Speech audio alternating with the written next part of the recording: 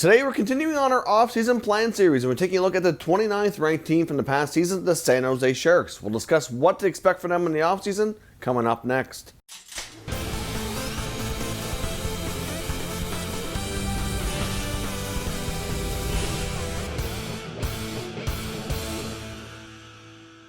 So welcome back to another video here at Top Shelf Hockey. As I mentioned, today we're continuing on our off-season plan series. We're now on team number 29, which was the San Jose Sharks. Of course, the team in San Jose did not expect to be that low in the standings. Obviously, the year before, they made the big acquisition of Erik Karlsson, gave up their first-round pick, which they figured would be much lower in the draft. Of course, now that pick is number 3 overall for the Ottawa Senators. So I'm sure they love having Karlsson, but I'm sure they obviously regret how the season went for sure. And I mean, they've got a lot of money tied up in Karlsson for a long time. They're over $11 million for many, many years. So I guess we'll see longer term how that works out for them. But right now, it's certainly quite an expensive contract, and they don't have their first-round pick. But they have many other things we could look at this year. During the offseason, I would expect GM Doug Wilson is probably going to do a bit of a retool like we saw a few years ago when they missed the playoffs. They came back the next year and had a great run. So we'll see what he has up his sleeve this offseason. But before we get into all that, let's take a look here and recap their season from 1920, look at their record and some of their key metrics. They finished with a record of 29, 36, and 5 for 63 points. Obviously, that's right at the bottom of their division. Like I said, third last overall in the NHL. Not a great year at all. Obviously, the Sharks did not score nearly enough goals. They had 180 goals for, while allowing 225. They had a power play percentage of 17.5%, which was 23rd, which, considering how low they were in the standings, was okay. I mean, it obviously could be better, but not the worst by any means. But their penalty kill was actually the best in the NHL. That is a rarity. You don't usually see a team ranked so low in every other category and so low in the standings, but have such a great penalty kill. I mean, their penalty kill was 85.7%. So that's quite unusual, but obviously, rather impressive given what this team can put on the ice. I mean, they do have some good pieces there. I mean, we saw the NHL Trade deadline. I thought there might have been more moves. Veteran Joe Thornton seemed like he was ready for a change or an opportunity to try to win a Stanley Cup with another NHL franchise after all those years with the Sharks. That never happened. He seemed really disappointed, so it'll be interesting to see what his future holds. But next, we're going to take a look at the cap space they have to work with and what contracts are coming due in terms of unrestricted free agents and restricted free agents. So let's first take a snapshot here from capfriendly.com to look at their overall cap situation. Right now for next year, they have 14 players signed under contract, and they have $14.1 million available in salary cap space. So that's not a ton of money. You got $14 million to basically sign somewhere between 7 to 9 players, depending on how big they want their roster to be.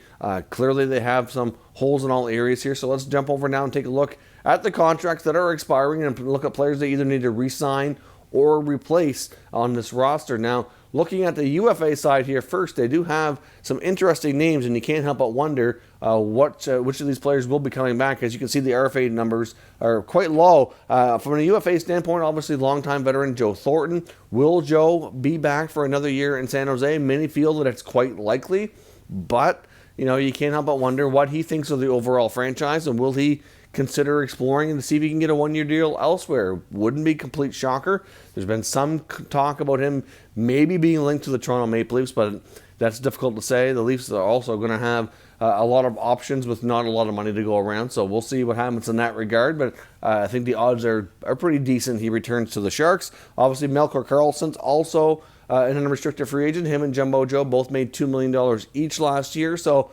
difficult to say what his cost to re-sign would be, but I do think there's a chance that he stays with the Sharks. But again, not a guarantee by any means. They've also got Stefan Nason. Debatable again. He was picked up later in the year on a league minimum contract. He's a guy who can play, in your bottom six, kind of, maybe take a two-way deal, go up and down between the minors and the NHL. So kind of a utility player, but again, difficult to say if he returns. You've got Tim Heed on defense, who wasn't making a ton of money, under $1 million, and I believe he's already signed to go to Europe. If I'm not mistaken, I think he's already signed a contract. I can't remember what league it was that he went to, but I don't believe Tim Heed will be returning to the Sharks. They've also got defenseman Brandon Davidson, who's bounced around a lot. He's a fringe player. Again, somebody who's quite likely not coming back. And then, of course, there's backup goalie Aaron Dell, who I don't think will be back either. I mean, Dell's been inconsistent along with the starting goaltender Martin Jones. They could use a shakeup in that position. So for that reason, I do see Dell hitting free agency and not likely signing a new deal here with San Jose. Now, on the RFA side, they really only have mainly Kevin Labanc. Of course, they have Antti Suomela as well. Suomela very well could be signed to a shorter term, cheaper contract. That shouldn't be too big a deal, but it'd be interesting to see what happens with Labanc. Of course, last year he signed a 1-year, $1 million deal. Most of us did a double take and couldn't believe that he signed that kind of contract and helped out the team in that regard, because he was a 50-point player the year before. So, I mean, he clearly deserved more money and more term than that last year as an RFA, and really, like I said, took one for the team, which was quite shocking. I bet he's regretting it now. Obviously, his point totals dropped a fair bit, so now, to look for more money is not going to be easy. We've got everything that's going on in the world with the league having to shut down for a while and the pandemic and everything, so clearly revenues are down. A player like him won't be able to get as much, and he really kind of, I think, might be kicking himself for taking that contract last year, but we'll see what happens with Labanc and the Sharks. I think he'd be a player who they likely do want to keep, but at the same time, I can see him possibly being a player that they do consider trading as well. If you take a look at the other players they have who can play up high in the lineup, you've got Evander Kane, Timo Meier, Thomas Hertl, Logan Couture. I mean, there are going to be some potential spots there depending on what position everybody plays, but obviously the center position is another one that might have some question marks around him, but they do have some guys who can play center or wing, so they can certainly organize their lines a little bit differently if need be, but it's difficult to say where the bank fits in on their lines for next year. So as far as what are the burning questions that they need to answer for this team moving forward, a big one, like I said, is going to be goaltending. They have Martin Jones. He's under contract for a few more years. It's not a great contract based on how he's played, so I think it'd be very difficult to move. So they likely let Dell go through free agency and bring in somebody else, either most likely through free agency, possibly through trade, because there's going to be a lot of goalies on the move that are available this offseason. And they need to bring in somebody who can challenge him and kind of maybe take a little bit more of the playing time, go with hopefully more of a 1A, 1B situation. Maybe a guy like a Cam Talbot or a Thomas Greiss or an Anton Hudobin. One of those guys, for example, I mean, they may or may not stay with their existing team, so it's hard to say who officially hits free agency, but amongst the guys out there, that would be the kind of goalie, somebody who's not going to cost them a ton of money. There are bigger names out there. If they hit free agency like a Holtby or a Leonard or Markstrom, any of those guys who potentially could be out there, I think will command way too much money that they can't afford to spend that money on goaltending, with Jones already being under contract and likely not movable. They don't have the flexibility like Montreal did to acquire a more expensive backup goalie. The big question is, could they consider making a trade to really kind of reshake this team up there a little bit, like I mentioned, and could they consider going from an area of strength, which is kind of like their blue line, which is a very expensive and to a degree kind of an aging blue line. You've got Erik Karlsson making over $11 million, and you get the big contracts for Brent Burns and Marc-Edouard Vlasic. I mean, I can't help but wonder if either a guy like Vlasic or Burns could be moved to try to shake things up, whether it be to bring in a top-notch goalie or a top-notch, top-line, first-line like forward or center or winger who could really shake things up in that regard, because that's a lot of money to have on that blue line. No, in the case of Vlasic, he does have a full no trade. I believe right now Burns is, I think it's a modified no trade. I'll have to double-check that through Cap Friendly, but trading them would not be easy because a lot of teams, they would need consent.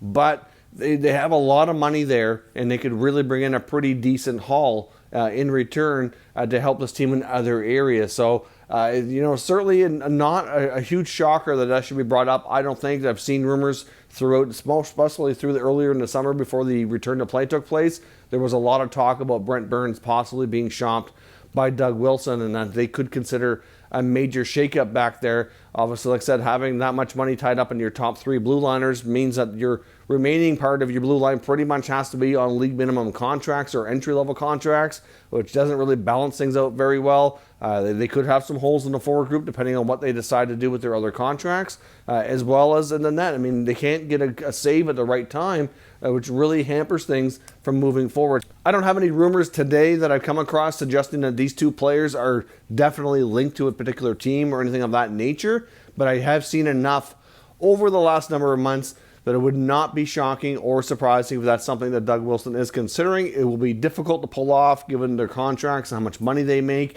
in the form of a no trade or modified no trade that's in there. But still, I would not be surprised, like I said, if Wilson's at least exploring it to see how he can shake things up, because we know he's not afraid to make the big trades, and I can see them being the primary targets if they decide to go down that road this offseason. Another big question is, do they continue to ride with forwards like Joe Thornton and Patrick Marleau? There's talk that Marleau likely could come back too, even though he was moved at the deadline.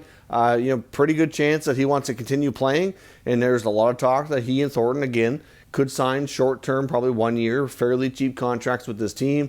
Obviously over time they're getting older, less productive. Do they continue to ride with those older players and try to help them get a Stanley Cup? Or do they just say it's time to move on, and if they want to continue playing, they'll have to go elsewhere because they need to take care of the team first? And obviously, I just don't know if they can really fit these guys in. I mean, they don't have a ton of cap space for starters, and they really, I think they could use a bit of a shake-up and bringing in more veterans like that. I'm just not sure that that's really the answer, but I guess that is something else that Doug Wilson needs to decide here, if they're going to be a part of this team or not. Of course, if they do sign Kevin Labanc and they don't trade him, they need to make sure they pay him more fair and appropriately. I know, like I said, his numbers are down. Things are not in his favor right now as an RFA, but hopefully they do heavily consider the fact that the kind of deal he gave the team last year, taking a 1 year, $1 million contract, after putting out over 50 points and really earning substantially more than that, in my opinion. So hopefully they take care of him in that regard as well. So to kind of summarize here, I think we'll see them go after a goaltender, maybe a guy like Thomas Greiss from the Islanders. He's clearly not going to be returning there. He's a player the Sharks are familiar with from a long time ago, so I think he would be a great choice to kind of challenge Martin Jones. They could maybe trade one of their big defensemen to shake things up in other regards, maybe in the forward group as well. And we could see this team try to come back stronger next year and see if they can make another run at it here with this group that they have mostly together coming back next season. So let me know your thoughts on the Sharks offseason. What kind of moves do you expect them to make? And will they be able to retool and get back in contention next year? Or do you see this team needing more of a rebuild and taking much longer to get back in contention? Let me know your thoughts down in the comments, and we'll continue the conversation. If you're new to the channel, consider subscribing and turning on your notifications so you don't miss any future content. And give this video a thumbs up if you enjoyed it. I'd appreciate it if you did. Stay tuned for the 28th ranked team coming up tomorrow. Thank you for watching, and I'll catch you next time.